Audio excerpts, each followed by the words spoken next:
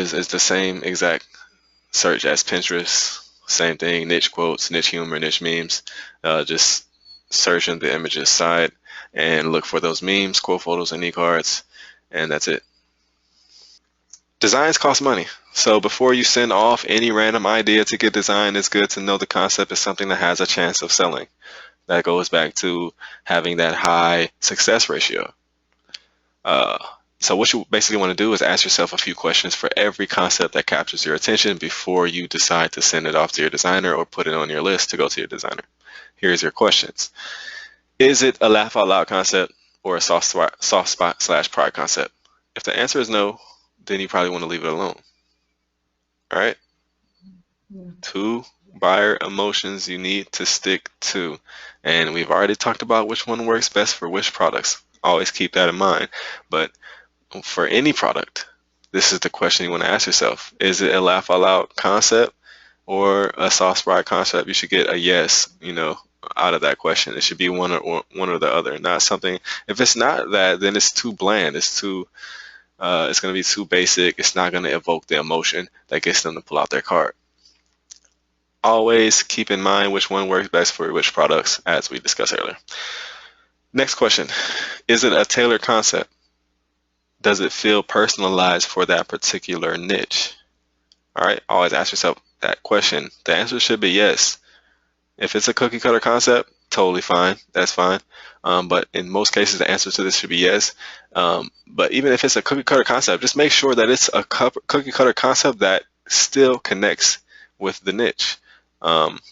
Even if it's something that can be scaled to a lot of niches, make sure the ones that you launch, the niches that you launch, make sure you know that they can relate to it. Don't just waste design money on launching a cookie cutter concept to every single niche, because it's not reality that that's going to work for every niche. So you're going to end up wasting a lot of money and a lot of time.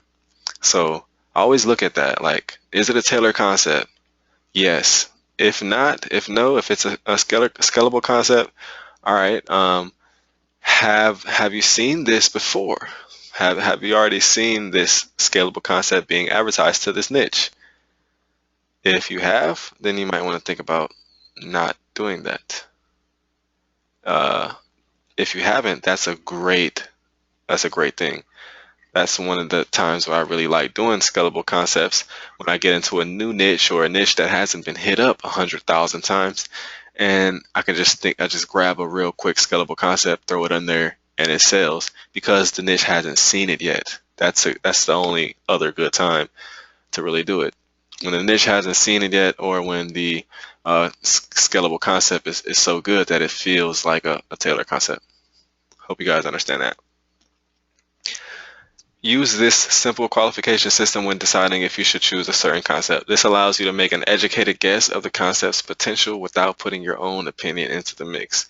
And this is something that's really big, something that held me back for a while. I always put my own opinion into the mix based on myself, me, not based from their shoes, but basing it from myself. And I know that made me lose out on a lot of money. You have to learn how to use a system, a qualification system to help you with that decision, instead of using your own opinion, because your opinion doesn't really matter. Especially, I mean, what do you know about these niches? Nothing. You don't really know nothing about these niches. You can't act like you're a professional in the poodle niche if you never had a poodle. So you have to follow a system that's going to allow you to make an educated guess. And asking yourself these 3 questions here. Did I skip this question? Can the individuals, I think I skipped that. This is the 3rd question. Can the individuals of the niche relate deeply to the message? Which goes back to the whole tailored thing. So this that can apply for tailored and scalable. It doesn't matter. Always ask the question. Does it relate deeply to the message? Can the individuals of the niche relate deeply to the message, to the concept? Is the concept based on something in particular they will recognize and feel a warm connection with? If you can get a yes out of these answers, then your success ratio is going to be high, if you're always asking yourself this. So again, use this simple qualification system to make that educated guess.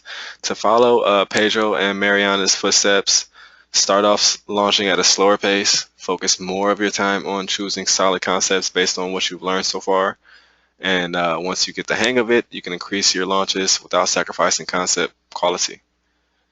Once you get the hang of it and can increase launches without sacrificing concept quality, then go ahead and increase the number of daily launches. All right, so that is pretty much it for the niche concept finding system. I'm going to show you guys the actual process of this here right now. Before I do that, before we get into that, do you guys have anything to add as far as like what they should be keeping in mind when looking for concepts and niches and stuff?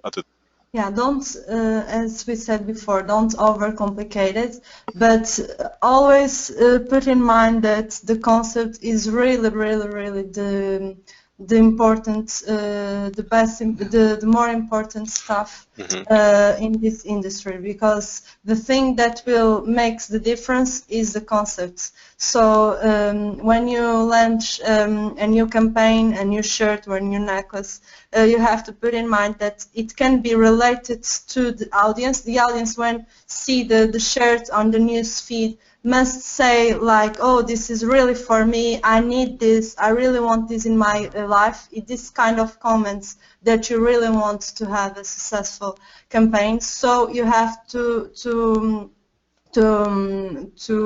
think about and searching always for concepts that are really related to the audience, and think about the quality of the audience, because we know from our experience that most of the people that gives up on this industry, it's because they failed on the concept. So keep in mind that the concept, it's really the most important part of this system. Most people, we know from our coaching that most of our students think that knowing how to dominate Facebook ads and so on are the most important. It's also important. Yeah. Everything is important, really, but the concept, if they don't launch a good concept, they can be the most experts, the best person to know, that dominate Facebook and Facebook ads and so on, but they won't sell nothing. Yeah, some people spend 5 minutes to search for a new concept and then waste like $70 on Facebook, thinking that the Facebook will make the job of selling. Right, great point. Like, no matter what, you're not gonna sell something crappy. Like, no way, you can be the Facebook ads ninja samurai monster of the world. Exactly. So that's very important right there. So yeah, good stuff there. I hope you guys are taking notes on this. As you heard, concept is the most important part. So this is make or break right here. So that's why we wanted to make this part of this system crystal clear. So see you guys in the next video. Right now we're going to jump into an actual over the shoulder of the niche concept finding system so you can see it. And yeah, see you guys in the next video after this. Alright guys, let me go ahead and show you the actual niche / concept finding system so you can see the process. So basically you have 6 tabs up. 3 tabs are for your niche, define niches. 3 tabs are define concepts for the niches that you find.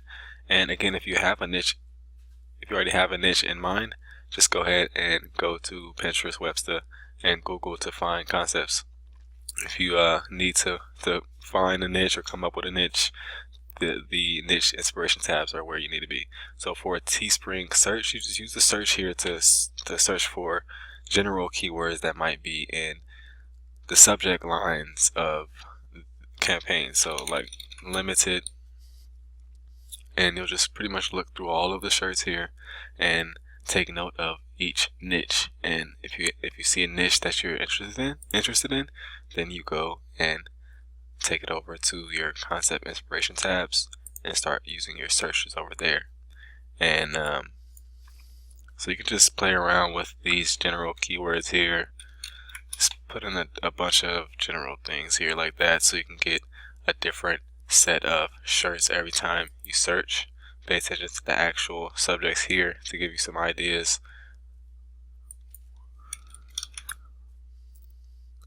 Alright, so Again, you're just looking through all of these shirts, identifying the niche. All right, veteran, do I want to get involved with veteran? And if I do, take it over to your concept inspiration. And Teespring, same thing. You're just looking through here at the trending shirts, identifying the niche. If you want to get involved in the niche and find your own concept, then take it over to your concept inspiration. Same thing for Facebook. We're going to go more into the likes page method here, but this is just a secondary method of this. When we're building audiences, we're looking for specific pages here.